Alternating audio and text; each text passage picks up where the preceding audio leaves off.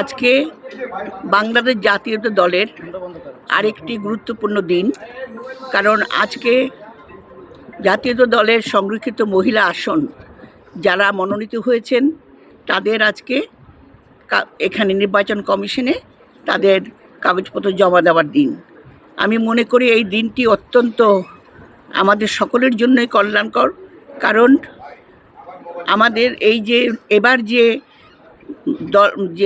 মনোনয়ন হয়েছে, আমি মনে করি এই মনোনয়নটা অত্যন্ত সুন্দরভাবে চিন্তা ভাবনা করে হয়েছে। এই জন্য এখানে প্রবীণ এবং নবীনের সমন্বয়ে যে মনোনয়নটা হয়েছে, আমরা আশা করি তারা পার্লামেন্টে ঠিক সেই রকমই ভূমিকা রাখতে পারবে।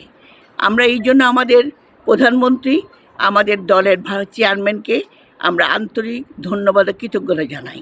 আরেকটা কথা বলতে পারি, এখানে যারা আছেন, যে সমস্ত মহিলারা এবার নির্বাচিত হবেন, তাদের সবার পক্ষ থেকে আমি একটা কথা বলছি, এই ত্রয়োদশ সংসদে আমরা সবাই আসতে পেরে আজকে ধন্য এই কারণ এটা অত্যন্ত গুরুত্বপূর্ণ একটা সংসদ, যেখানে আমরা 17 বছর পরে যে সংসদ গণতন্ত্র উত্তরণে এবং বাংলাদেশকে সমৃদ্ধশালী করার লক্ষ্যে কাজ করবে এবং আমরা কাজ করব।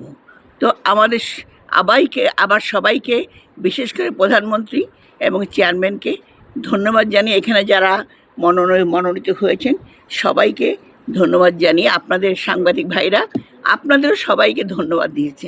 যেভাবে ভূমিকা রেখেছেন সেই ভূমিকা ছিল অত্যন্ত গুরুত্বপূর্ণ। ভাই, আমি এখানেই শেষ করছি। ধন্যবাদ।